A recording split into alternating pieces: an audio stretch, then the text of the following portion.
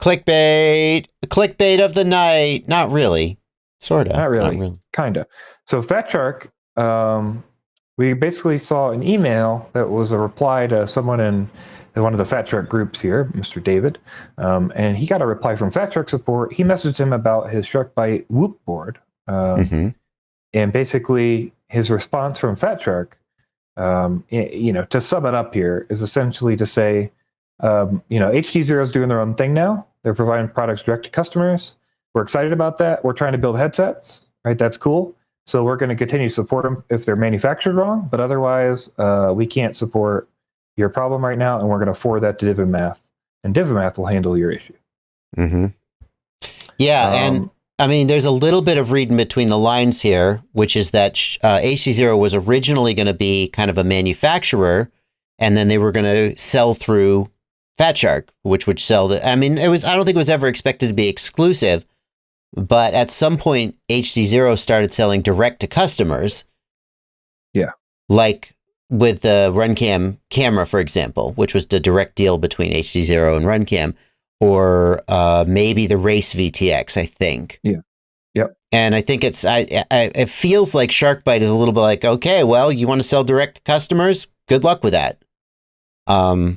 And they're saying they're not going to be able. What specifically are they saying? Because they say we will provide warranty support, but not after sale support. So what does that even mean? So the way I don't know, the takeaway that I have from it is essentially they're saying like, hey, we're trying to build headsets.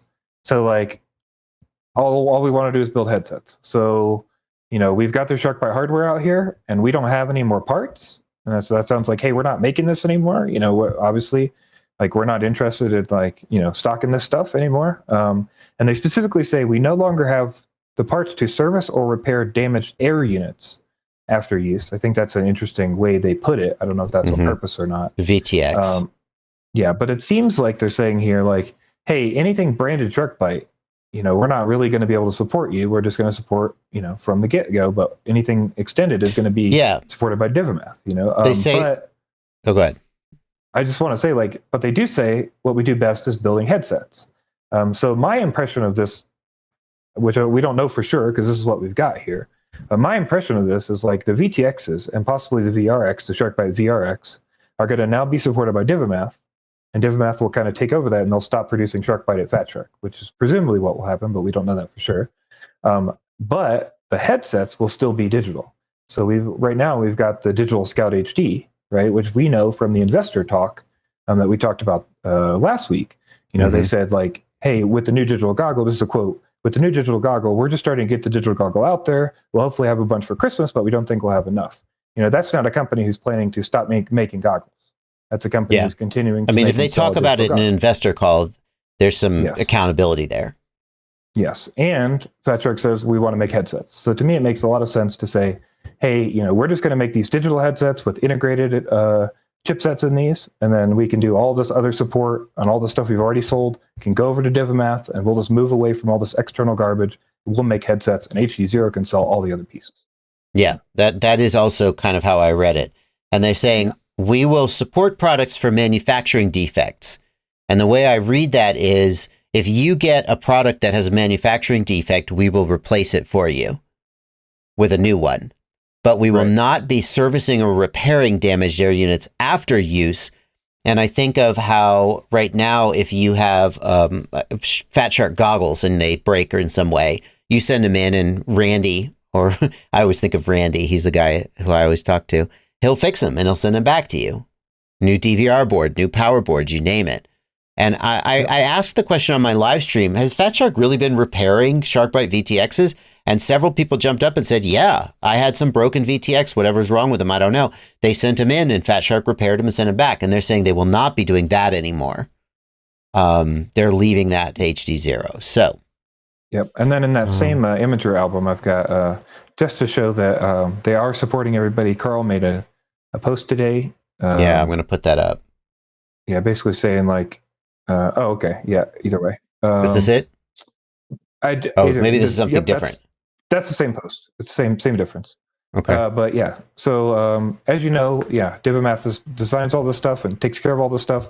So we're not going to abandon anybody. We'll be taking care of all this stuff moving forward. And if you've got any problems, we'll handle them. So Yeah.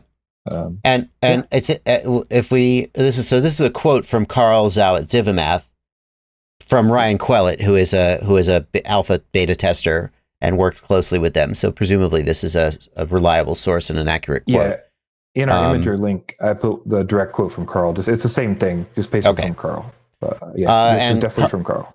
Carl points out Fatshark has not ordered replacement parts. So it certainly seems like the Fatshark is saying we will no longer be stocking that because HD0 has decided to go direct to customer instead of selling through resellers like us. Therefore, fine, good luck with that.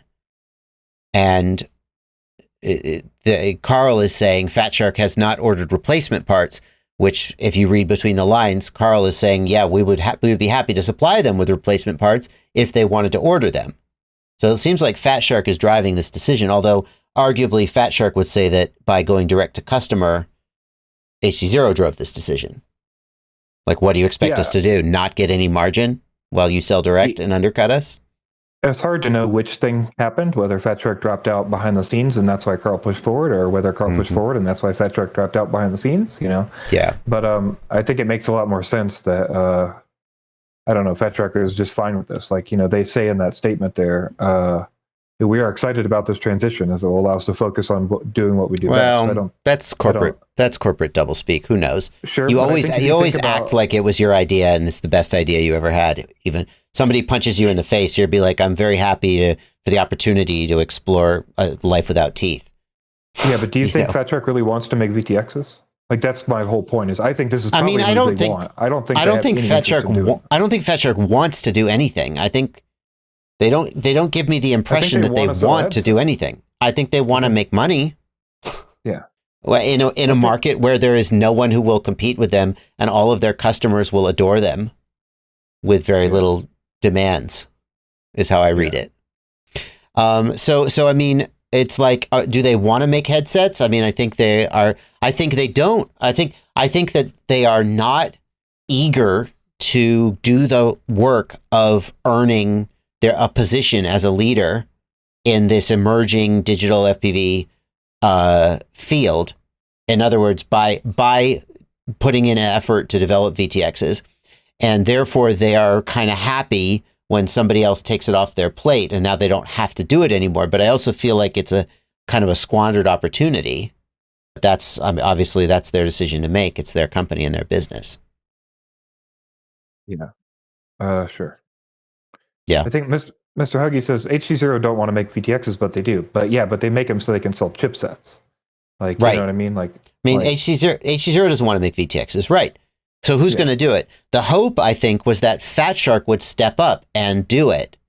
And at some point, HD0 decided that wasn't panning out and went direct to customer.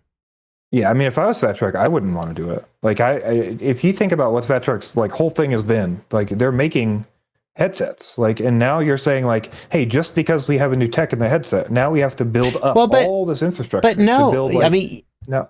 Now yes, but no. VTXs and learn about VTX design and how VTX. No, stop. But no, because Fatshark and Immersion RC are the same company, or at least they were. Fatshark. You say Fatshark never made VTXs, but if you go back far enough, the very first analog VTXs that FPV pilots were using, well, maybe not the first, but my first VTX was an Immersion RC 8-channel VTX, and Immersion RC and Fatshark are literally in the same. I mean, Tony Cake's desk is in Fatshark's office in Shenzhen. Is that still the case? Now that I don't know if that's still the case. You're right. That could change. I don't know. To me, that they're not at all the same company anymore, right? And now IRC is in Ghost Pocket or Orca's Pocket from what we know, right? Good point. Yes. So Fatshark isn't a VTX manufacturer either. Now that they are no longer maybe sisters with Immersion RC. Yeah. At least that's the impression that I get.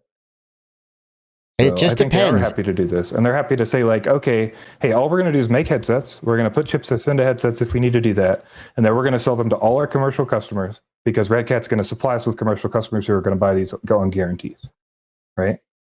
Why would you not want to do that? Where does that leave you as an FPV pilot? Well, That's sure. the thing.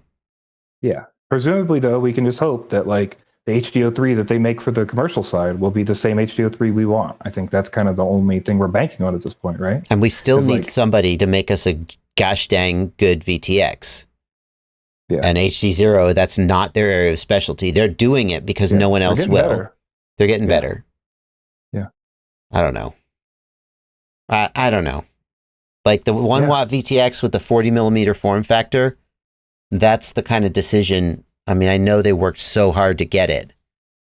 And, you know, but I feel like that's if HD0 was working with TBS to make a unified digital, it probably wouldn't have had that 40 millimeter form factor. I'm guessing. Definitely. There's no way it would have had it. No way. Whatever problems they were trying to solve that they ended up going with that hanging over the edge 40 millimeter board, TBS engineers would have said, no, you can't do that. And they would have found another way to do it. Yeah. So, I mean, there's room for improvement is I guess what I'm saying. Sure.